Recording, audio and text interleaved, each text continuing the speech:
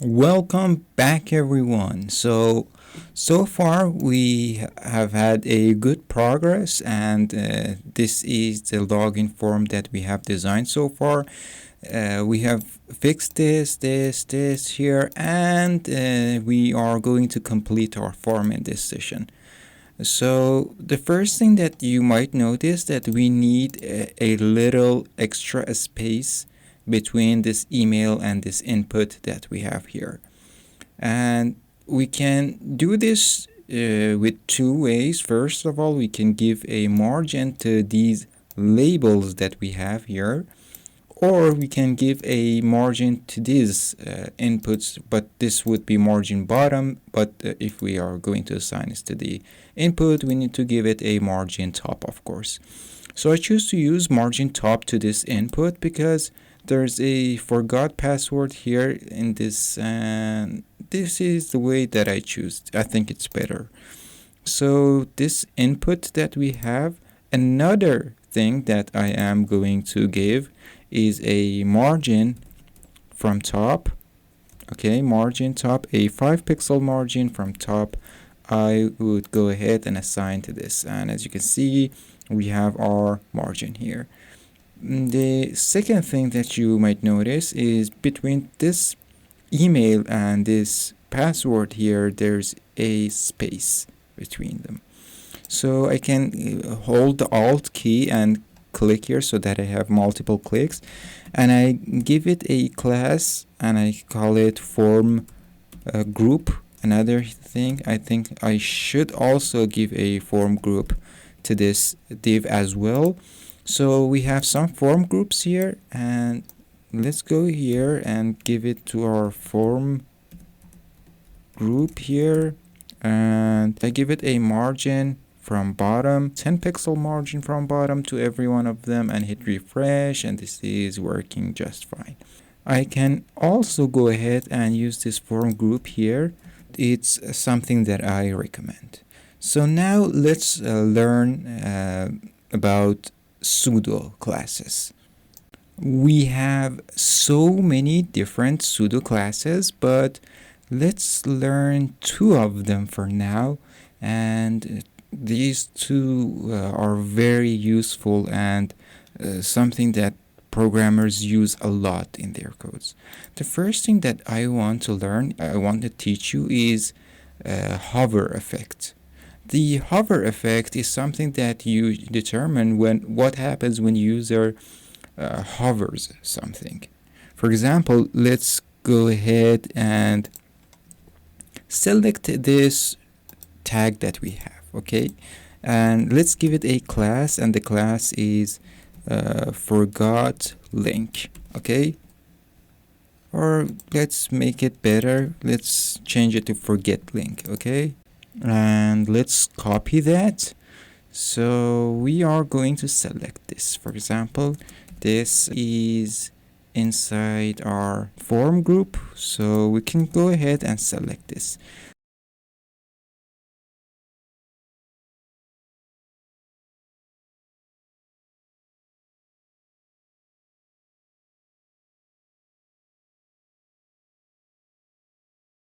Is something that you add to your Chrome or Firefox or anything that you can click on this pick color and go and pick the color of anything inside that.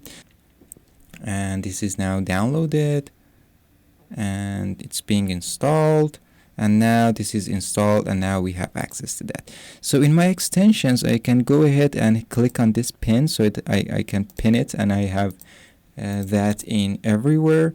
And I can now use this color picker, for example, color picker, and come here and find the color of this, and as you can see, the color is been picked from this.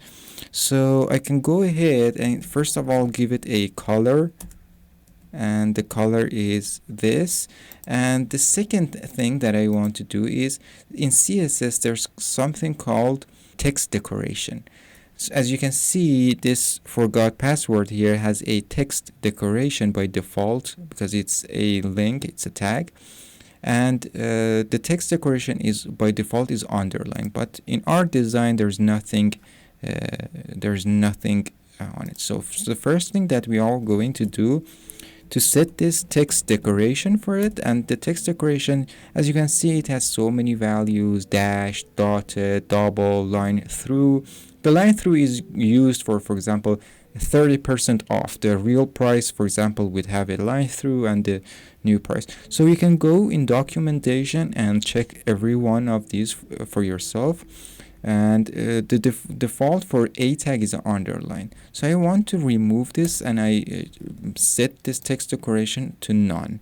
For other tags, it's none. So it has no thing. We will move it to right. Don't worry about that part. But the first thing that I want to know, I want you to know, is that this is a link. But so links is something that user should know that it's clickable. When someone comes here and hovers the mouse on this, there's nothing changes, and user might think that this is not a link. By clicking on that, nothing happens. So that's why we need a hover effect. And the hover effect is something that when user hovers something. So in my code, I can exactly choose this selector that I have and just add a colon, and this is a hover. And I'm actually saying when user hovers this selector, change the color to our pink. So let's get back to our codes, and when I hover this, the color will be changed.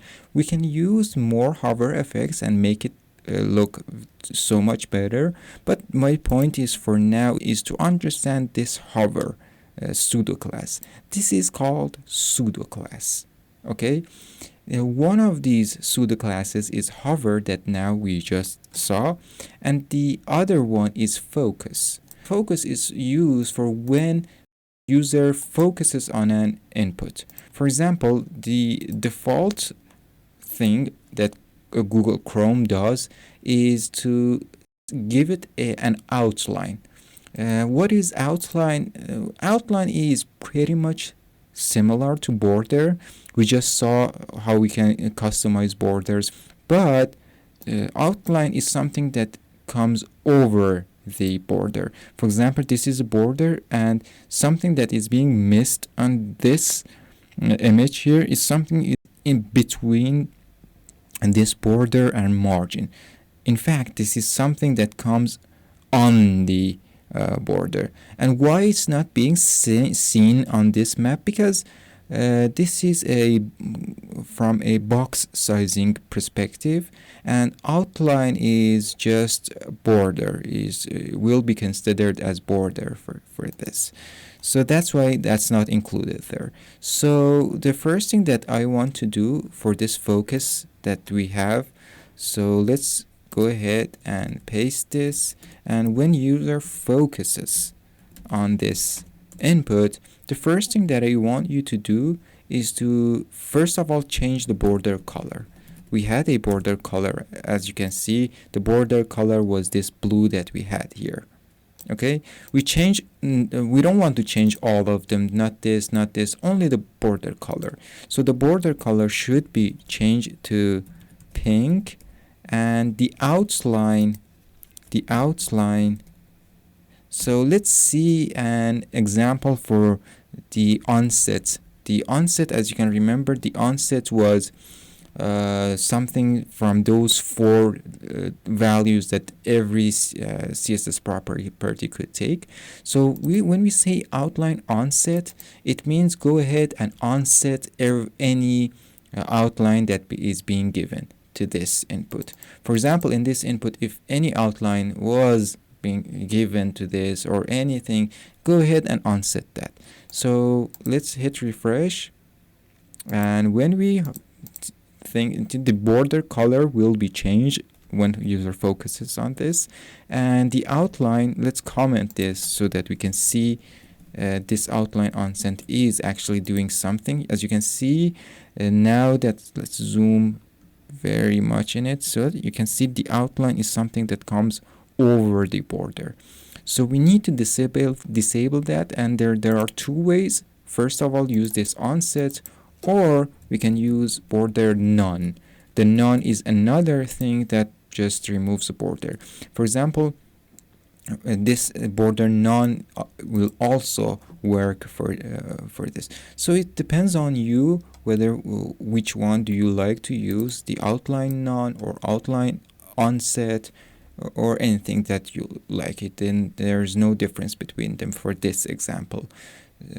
So I go ahead and use this outline none here, and let's have that this here, have that, but in a comment, because you can download these codes and you can have access to these codes, and you now know there's another way actually, and this is the other way here. So you have them commented here. So let's get back to our code, our result, hit refresh, and as you can see we have a hover effect for this, and we have a focus effect for this. These are called pseudo classes. And now that everything's been fixed, let's fix this space between password and forgot password. That's because in the design that we have, there is a space between them. One of them is to the very right and the other one is to the very left. The way that I want to use fix this is actually to use something called the display flex. And in display flex we had so many justify contents, as you can remember. One was justify content center, one was justify content between, and we gonna fix it with display flex and justify content. So if I want to fix that with display flex, so these two is something that I want to fix. So I first need to have them inside a div, okay, because the div should have a flex display, and that's why, because flex display was something that when you assign flex display to something, you control the items inside that, because that's why I'm using an extra div. And you may think, let's comment this for a second, because you may think, sorry, so why we are creating a new div if we are going to give it a flex display? So why not select this and give the flex display to that?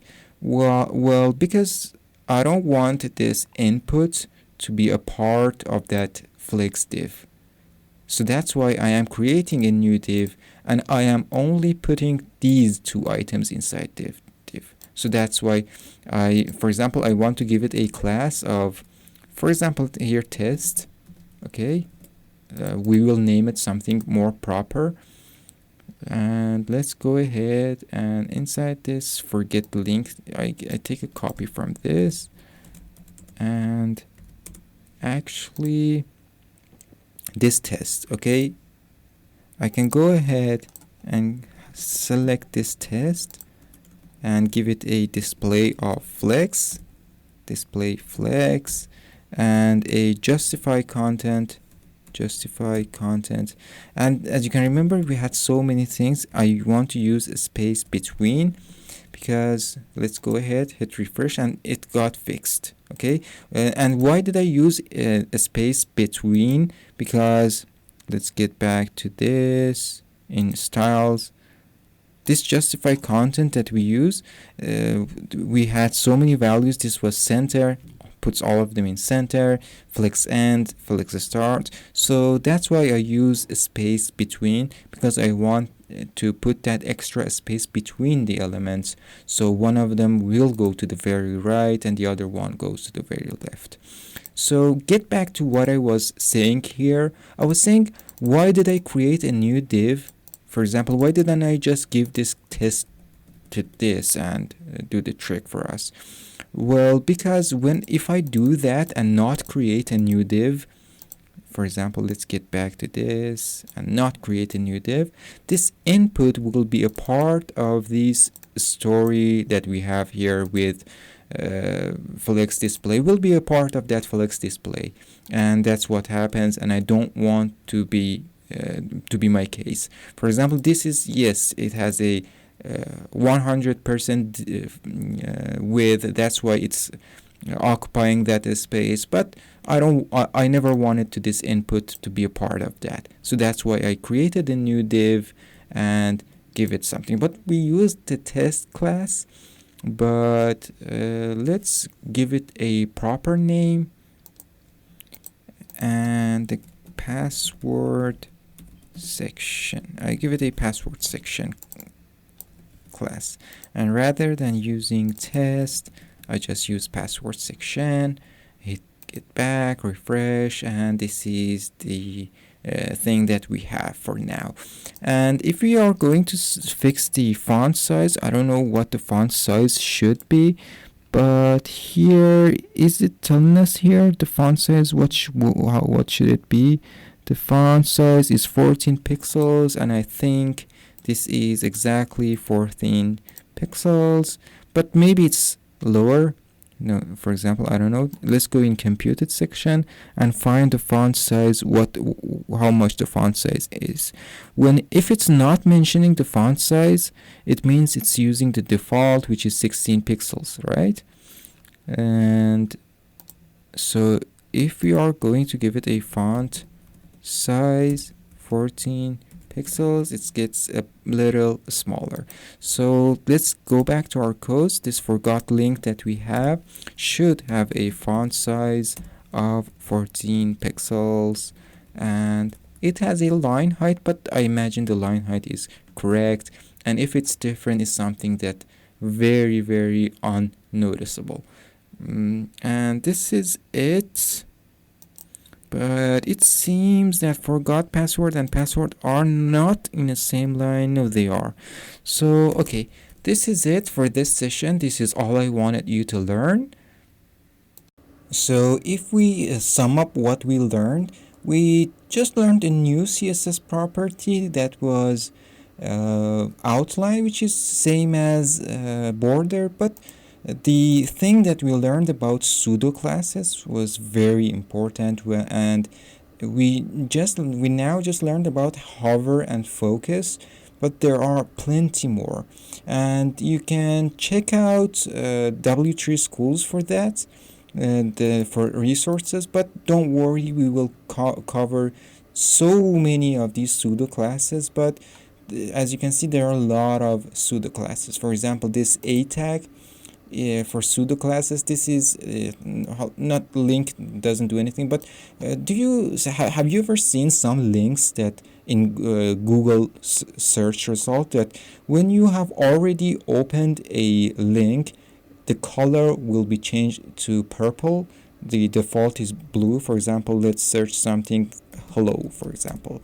The color links are all blue here, but if we have visited some of them previously, the color will be changed to purple. So the visited ones are, so there is a pseudo class for visited links to change that, or hover effect for if it hovers it. Active is for the moment that is clicking on it. For example, the color is red, the link is red. Okay, and if the user has visited, hovers it, when it becomes hot pink. Since we haven't visited that, it's not green, and this moment, the second that user is using it, the color will be changed to blue. Okay, and now that we have visited this page, the color will be changed to green because it's being mentioned here. So it's just one of them, for example, but we will see a lot of these things in future. But now take a look, the color is changed to purple, and I hope the screen recorder app noticed the difference and don't show you both a blue color for these two. And this is it. This is for this session. And the outline thing that we learned, these pseudo classes are very important, and try installing that ColorZilla.